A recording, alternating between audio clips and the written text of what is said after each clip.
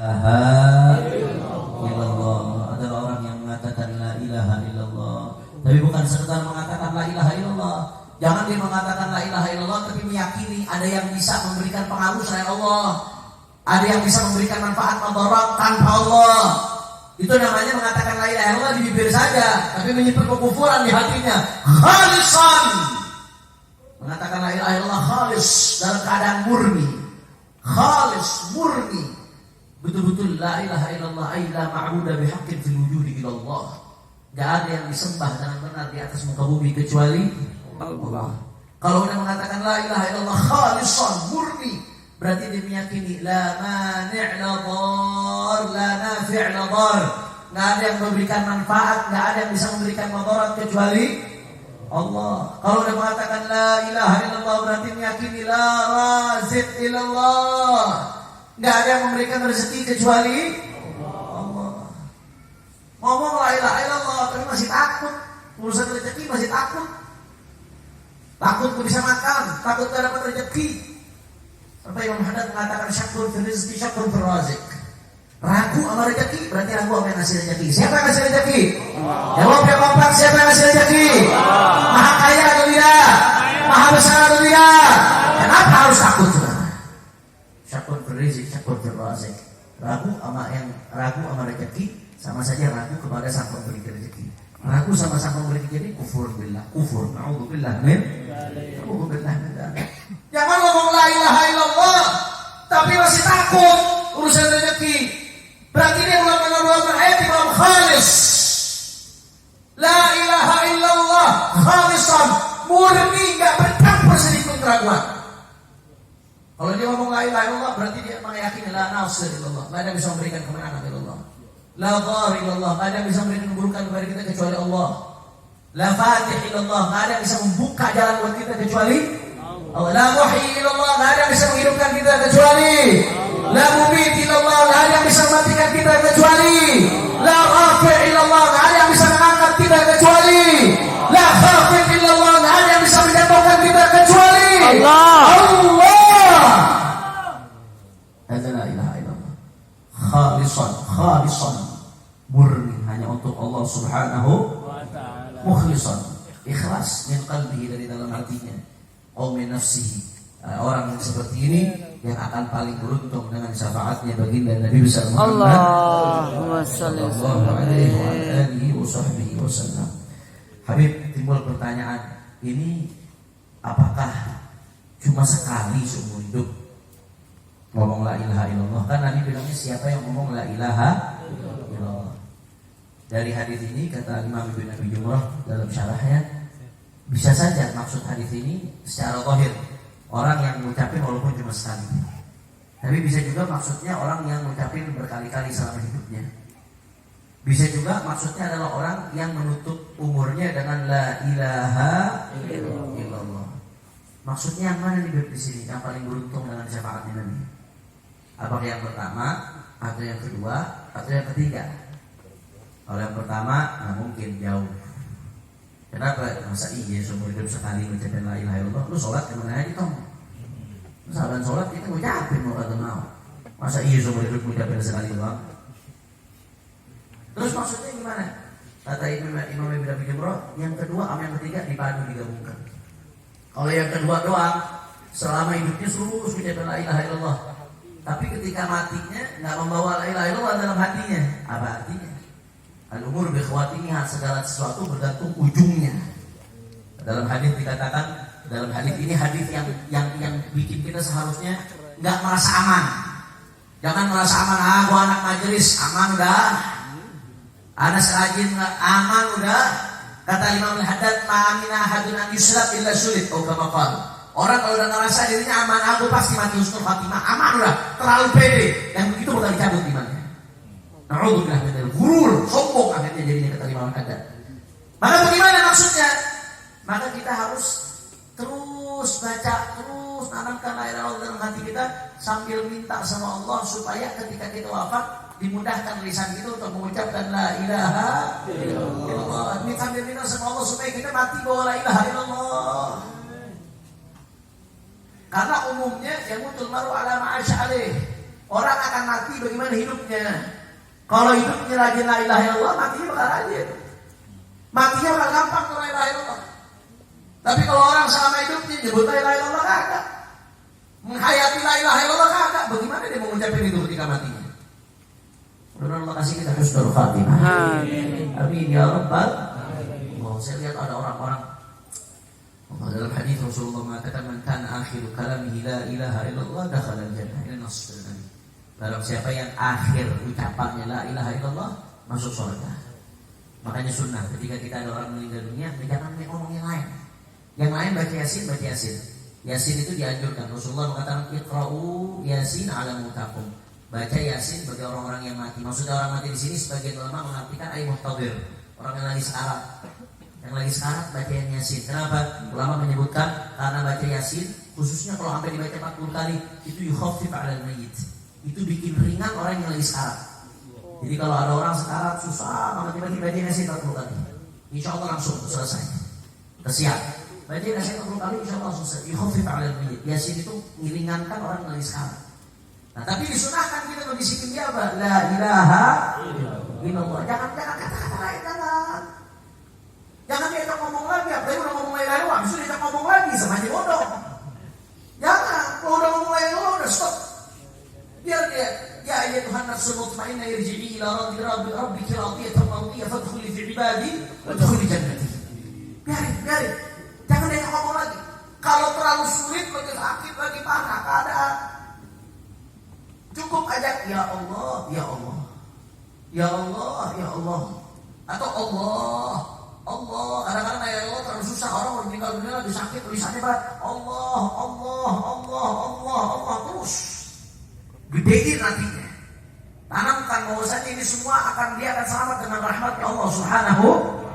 Tapi bagaimana kalau orang tak sadar, kalau orang udah koma, gimana? Enggak koma kan di penglihatan ente. Di alam bawah sadarnya ente nggak tahu, bisikin. Kita harus move on. Kalau dibisikin di kuburnya, insya Allah di akhir hayatnya la ilaha illallah. Bisikin terus. Itu nggak sadar penglihatan ente, sepandangan mata ente, di alam bawah sadarnya ente nggak tahu. Siapa bilang dia nggak dengar? Siapa bilang dia nggak tahu? Terus bisikin ke orang lagi makhluk saudara. Nah maka Anda melihat ada orang-orang yang dengan indah wafat la ilaha illallah. Nabi Muhammad bin Abdul Muhammad Aceh. Allahu Akbar. Itu hidupnya nggak lepas la ilaha illallah. Mau lagi dunia jungkir balik lagi baca nanti udah putus. Baca dzikrul jalalah nggak putus. Meninggalnya kapan? Pas baca dzikrul jalalah setelah latif la ilaha illallah Muhammadur Rasulullah, la ilaha illallah Muhammadur Rasulullah, la ilaha illallah Muhammadur Rasulullah sallallahu alaihi wasallam. Allah, nikmat. Allah. Habib Mahdi bin Syahab Palembang. Allahu Akbar. Nikmat. Mau meninggal sempat sadar dulu, bukannya dia yang dibimbing, dia ngajak orang di sekitarnya, dia semua ngikutin aneh. La ilaha illallah Muhammadur Rasulullah sallallahu alaihi wasallam. Meninggal habis itu. Bukannya dia yang dibimbing, malah dia yang ngajak ke rumah nih. Dia yang ngajak orang baca la ilaha illallah sekitarnya. Allah nikmat. Kemarin Umi Fadlun rahimahullah rahmatan rahim. Itu sampai mau meninggalnya masih minta dibacain, terus minta disholawati. Gak sadar atau sadar, sholawat. Ini kalau nggak sehari-harinya begini mana bisa begini? Itu sehari-hari kerjaan judi online, terus mau mati la ilaha illallah. Malaikat protes. Allah. Sehari-hari kerjaannya nggak ada zikirnya, wala nyebut nama Allah. Mau meninggal, jangan salahin ini susah. Sholat kagak, zikir kagak, nyebut la ilaha illallah enggak, ada majelis kagak. Ya Anda nggak menutup kemungkinan dia dapat rahmat Allah. Siapa yang bisa? Banyak orang yang Allah dengan rahmat besar Allah SWT. Tapi kan secara hadis dia muncul ala ma'asya'ane. Orang tuh matinya bergantung bagaimana hidupnya. Kita ini terlalu sering mikirin bagaimana caranya hidup enak, jarang kita mikir bagaimana caranya mati enak. Yang kita pikir bagaimana caranya hidup enak, lupa bagaimana caranya mati enak. Nah nih, kita dididik di majelis seperti ini nih, dididik di majelis ngaji. Tujuan kita nggak lain bukan supaya kita sadar, bukan hanya mikirin bagaimana caranya hidup enak, tapi bagaimana caranya mati enak. dikubur enak, di padang mahsyar enak, ketemu Rasulullah. Allahumma shalli alaihi. Mudah-mudahan Allah ampun dosa-dosa kita. Amin. Mudah-mudahan Allah istiqamahkan kita mengucapkan la ilaha illallah. Amin. Mudah-mudahan Allah tanamkan la ilaha illallah dalam hati kita. Amin. Mudah-mudahan insyaallah derajat kita diangkat oleh Allah Subhanahu wa taala.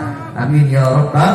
Makanya di sini Abuya Syekh Muhammad bin Ali Al-Maliki dalam kitabnya Abwaabul Faraj, ini kitab luar biasa Abwaabul Faraj, karena diijazahkan oleh Abuya Syekh Ahmad bin Muhammad bin Ali Al-Maliki. Kitab ini waktu anak masuk penjara, karena isinya kitab ini adalah zikir-zikir, wirid-wirid yang bisa mendatangkan kelapangan ketika kita menghadapi kesulitan. Luar biasa. Abuya Syekh Muhammad justru kitabnya luar biasa. Nah di antara Abwaabul Faraj, di antara pintu kelapangan adalah la ilaha illallah. Kalau kita mau hitung-hitungan fadilahnya la ilaha illallah luar biasa. Fadilah yang paling dahsyat apa? Saya baca secara ringkas. Najatun minan nar, selamat dari neraka. Sami'an Nabi sallallahu alaihi wasallam mu'addzinan yaqul, Nabi mengatakan, orang muadzin mengatakan asyhadu an la ilaha illallah. Nabi dengar orang adzan nih, ini kabar gembira nih buat yang tukang adzan nih. Walaupun kadang-kadang mesti bangunnya duluan, capek, mesti ke masjid, musola duluan, ini kabar gembira buat tukang azan. Nabi dengar ada orang azan, hadits sahih riwayat sahih Muslim. Pas azan ucapin asyhadu an la ilaha illallah. Nabi dengar ada orang ngomong begitu, apa jawaban Nabi? Kharaja minan nar. Kata Rasulullah, dia baru aja keluar dari neraka. Sallallahu alaihi Rasulullah. Masya Allah, Masya Allah. Kenapa? Karena la ilaha illallah miftahul jannah. La ilaha illallah adalah kuncinya surga. Yang penting kita bawa mati, itu kuncinya. Yang penting bawa mati. Tujibul maghfirah. La ilaha illallah itu menyebabkan ampunan Allah Subhanahu wa taala. Di dalam Musnad Imam Ahmad dikatakan bahwasanya Rasulullah SAW pada suatu saat ngomong ke sahabat-sahabatnya, irfa'u aydikum wa qulu la ilaha illallah. Kata Imam Ahmad, angkat tangan kalian semua. Disuruh angkat tangan. Dulu angkat tangan. Dan semuanya katakan la ilaha illallah. Akhirnya para sahabat farafa'na aydina sa'ah. Para sahabat mengatakan kami angkat tangan kami sesaat. Kemudian Rasulullah SAW setelah itu meletakkan tangannya. Setelah meletakkan tangannya apa kata Nabi? Alhamdulillah, Allahumma ba'athani bihadihil kalimah wa amartani biha wa ba'athani bihal jannah wa innaka la tukhliful mi'ad. Kata Rasulullah, alhamdulillah, puji syukur bagi Allah Ta'ala. Allahumma ya Allah, Engkau telah memutusku dengan kalimat ini ya Allah. Wa amartani biha, dan Engkau telah memerintahkanku dengan kalimat ini ya Allah. Wa wa'adtani bihal jannah, dan Engkau menjanjikanku surga ya Allah dengan kalimat la ilaha illallah ini. Wa innaka la tukhliful mi'ad, sesungguhnya Engkau tidak akan melanggar janjimu ya Allah. Tsumma qala, kemudian Nabi mengatakan, abshiru fa innallaha ghafara lakum. Setelah sahabat-sahabat yang angkat tangan ucapin la ilaha illallah, apa kata Nabi Muhammad? Abshiru, ambillah kabar gembira, faqad ghafarallahu lakum, Allah telah mengampuni kalian semua. Ya Allah, tadi kita baca hati la ilaha illallah. Nanti kita juga zikrul jalal la ilaha illallah. Mudah-mudahan semua keluar dari tempat ini semua dosa kita diampuni Allah. Sebagaimana ketika itu Rasulullah perintahkan sahabat yang ngomong la ilaha illallah, semua dosanya diampuni Allah. Mudah-mudahan malam kita seperti itu ya. Ya Rabbal Alamin. Ahsanul hasanat. Di antara fadilah la ilaha illallah yang ketiga, ahsanul hasanat. Dia merupakan kebaikan terbaik. Kebaikan ini banyak nih. Fadilah-fadilah ini banyak. Amalan-amalan banyak fadilah. Tapi kebaikan terbaik adalah la ilaha illallah. Kata Rasulullah SAW, ya, ketika Sayyidina Abu Dzar nanya ke Rasulullah, ya Rasulullah, Allah salam. Ya Rasulullah, Allah salam. Ya Rasulullah, kasih tahu aku amalan ya Rasulullah yang mendekatkan aku ke surga dan menjauhkan aku dari neraka ya Rasulullah. Akhirnya apa kata Rasulullah? Idza amilta sayyi'ah fa'mal hasanah fa innaha bi'ashri amsalha. Kata Rasulullah, kalau kamu habis ngerjain dosa, maka lakukanlah perbuatan baik hasanah. Kalau habis ngelakuin dosa, hapus dengan perbuatan baik dosa tersebut. Kenapa? Karena perbuatan baik dilipat gandakan 10 kali lipat. Alhamdulillah. Ya Rasulullah, habis itu si Abu Dzar nanya lagi, la ilaha illallah minal hasanat. Engkau nyuruh aku lakukan perbuatan baik. Ya Rasulullah, apakah mengucapkan la ilaha illallah termasuk perbuatan baik? Ya Rasulullah, apakah mengucapkan la ilaha illallah termasuk perbuatan baik? Ya Rasulullah, Akhirnya kata Rasulullah, ya ahsanul hasanat. Bukan lagi perbuatan baik, justru la ilaha illallah adalah perbuatan baik yang paling baik. Shallallahu alaihi wasallam. Allah. Allah, la ilaha illallah, la ilaha illallah. Ya Allah, luar biasa, luar biasa.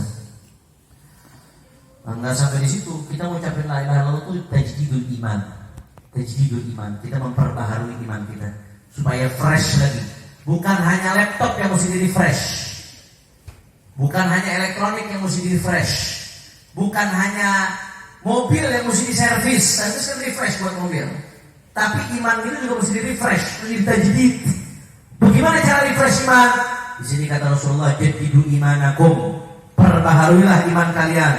Kaifa jadidu imanana? Bagaimana kami memperbaharui iman kami ya Rasulullah? Qala qulu la ilaha illallah. Kata Nabi Muhammad, katakan la ilaha illallah wa hiya la ya'diluha syai'un wasan. Kata Rasulullah, la ilaha illallah enggak bisa dibandingkan dengan apapun dalam timbangan. Walau busirat bis samawatul ard la rajahat bihinna. Andai kata la ilaha illallah ditimbang dengan langit dan bumi, maka la ilaha illallah akan lebih berat daripada langit dan bumi. Sallu ala Rasulillah. Allahu akbar. La ilaha illallah. Oh, benar-benar Allah jaga la ilaha illallah. Amin. Makanya ya ikhwani, jaga la ilaha illallah. Jaga la ilaha illallah kita. Jangan sampai kita banyak maksiat lupa sampai itu kalimat udah gak ada tempat lagi di hati kita, ikhwan. Orang kalau banyak maksiat di hatinya akan timbul titik-titik hitam. Nu kita cepat bihinuk tatun sauda. Timbul di hati ini titik-titik hitam. Sampai kalau dia nggak tobat, saudara, sampai titik hitam itu memenuhi hatinya kata Nabi sallallahu alaihi wasallam. Kalau di titik hitam kegelapan memenuhi Nabi, la ilaha illallah cahaya. Bagaimana mau ada tempat di hati yang udah dipenuhi titik hitam maksiat? Nggak berhenti ngelakuin dosa, sholat ditinggalin terus, zina seenaknya, pacaran seenaknya, main judi online seenaknya, ngobat seenaknya, saudara, pakai narkoba nggak berhenti, hati-hati. Itu titik hitam tuh di hati kita tuh, nggak berhenti tuh. Terus ini titik hitam maksiat. Memang orang melakukan maksiat nggak langsung otomatis kafir. Tapi seperti yang dikatakan, maksiat dari kufur, maksiat itu jalan menuju kekafiran. Terus melakukan maksiat hitam sampai hatinya keras. Begitu hitam semuanya, cahaya la ilaha illallah apa nggak ada tempat, ketika itu la ilaha illallah akan keluar dari hati seseorang, saudara. Ini semua manfaat la ilaha illallah akan bisa kita rasakan kapan? Kalau kita bisa bawa sampai akhir hayat kita. Bagaimana caranya bawa sampai akhir hayat kita? Jaga la ilaha illallah. Kalau mengakui tidak Tuhan selain Allah, maka jangan langgar perintahnya, jauhi larangannya, ikuti apa yang beliau Allah ridha. Jangan lakukan apa yang Allah murka. Jaga sampai kita meninggal dalam keadaan husnul khotimah. Amin. Amin ya rabbal. Ini kalau saya membaca satu persatu begitu banyak manfaat la ilaha illallah. Tapi itu kalau kita baca satu persatu. Maka terakhir sebagai penutup dari pengajian kali ini, Abu Yusuf Muhammad mengutip satu qasidah luar biasa. Qasidah ini kalau diterjemahkan maknanya, intinya qasidah ini menunjukkan makna manfaat fawaid daripada la ilaha illallah. Maka kita sama-sama baca qasidah ini sebelum nanti ikut doa maulid. Setelah doa maulid kita dikul jalan seperti biasa. Nadanya bagaimana Beb qasidah ini? Nanti kita akan kirim di grup qasidah ini, ya. Nadanya bagaimana Beb? Nadanya seperti subhana man dzikruhu izzun li dzakirihi. La ilaha illallah, la ilaha illallah, la ilaha illallah Muhammadur Rasulullah. Bisa baca dari dalam hati, amalin hadis ini. Khalisan mukhisan min qalbi. Baca yang jernih, yang murni.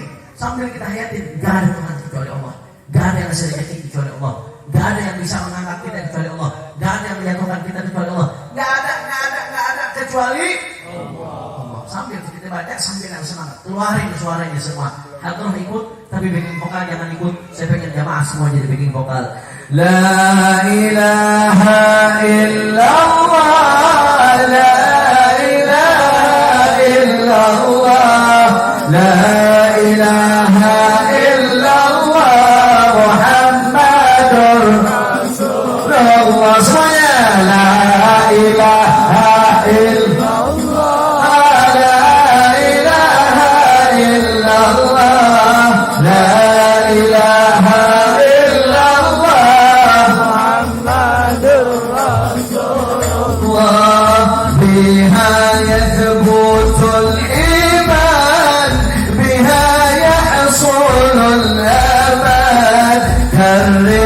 أيها الإنسان لا إله إلا الله لا إله إلا الله لا إله إلا الله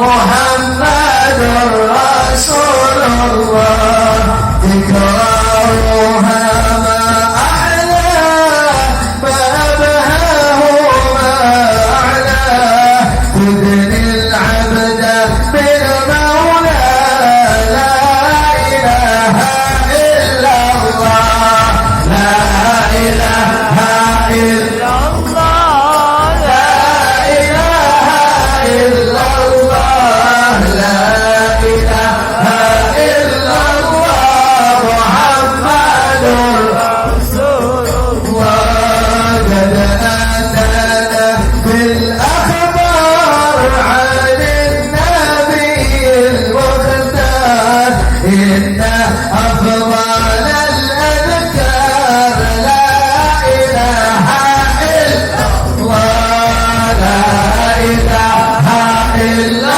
الله لا إله إلا الله لا إله إلا الله محمد رسول الله جمعت معنى التوحيد ودلت بنا مزيد كرر أيها المريد لا إله إلا الله لا إله إلا الله لا إله إلا الله لا إله إلا الله محمد رسول الله ذاكرها لا يشقى لا ينال فردا هي العروة